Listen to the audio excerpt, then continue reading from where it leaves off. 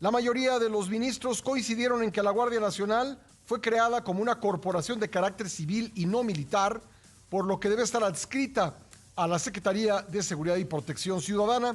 De lo contrario, estaría violando el artículo 21 de la Carta Magna. Escuchemos a la ministra presidente de la Corte. Las funciones de seguridad pública son de competencia exclusiva de las autoridades civiles, mientras que a las Fuerzas Armadas les corresponde una tarea claramente distinta: la seguridad nacional, tanto frente a amenazas internas como externas. Bueno, solamente fueron 3 votos en contra de este proyecto. Los ministros de la Corte también invalidaron el artículo que facultaba al secretario de la Defensa a proponer al comandante de la Guardia Nacional y que los elementos de la corporación estén sujetos al fuero militar. Los efectos de la resolución serán determinados durante la próxima sesión del Pleno de la Corte, que se realizará mañana jueves. Y para analizar este histórico fallo, tengo en la línea a Francisco Burgoa, abogado constitucionalista, con quien hemos hablado en muchas ocasiones aquí en el programa. ¿Qué tal, abogado? ¿Cómo estás? Buenos días. Muy buenos días, mi querido Pascal. Con esta grata sorpresa, la verdad es que suscribo tu expresión de que es un fallo histórico por la gran importancia que tiene que la Suprema Corte haya defendido la Constitución. Bien comentabas, fueron 3 votos en contra, pero la verdad es que por un momento creí que no se iba a lograr, creí que alguno iba a votar, otro voto iba a ser en contra para tener 4 y que no se declarara la inconstitucionalidad. Afortunadamente sucedió lo contrario y hoy podemos estar tranquilos de que tenemos un tribunal constitucional que defiende a nuestra ley fundamental. Bueno, sí, así nos lo decías cuando platicamos la última vez, y yo creo que así lo pensaban muchos expertos, que sería difícil conseguir esos 8 votos, que por lo menos 4 se manifestarían en contra del proyecto. ¿Qué es lo que sigue ahora? Ahora hay que, pues, ajustar la ley a lo que dice la Constitución, supongo. Me imagino que habrá trabajo por parte del Legislativo y también del Ejecutivo. ¿Qué es lo que sigue, abogado?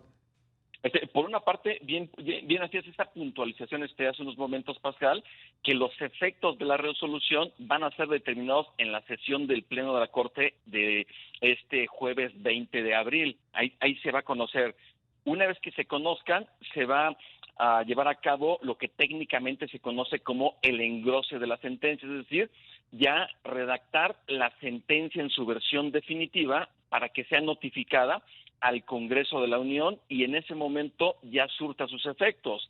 De hecho, si el presidente de la República, que conoceremos en un rato más cuál va a ser su postura, aunque nos podemos imaginar cuál será, el presidente de la República, si quisiera, podría empezar ya a llevar a cabo acciones para que todo este control o mando operativo y administrativo que ejerce la Secretaría de la Defensa Nacional hacia la Guardia Nacional, ya, cuando menos en los hechos, ya se traslade a donde tiene que estar, es decir, a la Secretaría de Seguridad y Protección Ciudadana. Eso con independencia de que posteriormente el Congreso de la Unión pueda llevar a cabo las reformas precisamente para actualizar la legislación secundaria de conformidad con el artículo 21 constitucional. Reiterar que la Guardia Nacional será un órgano adscrito a esta Secretaría de Seguridad y Protección Ciudadana, que es un mando civil.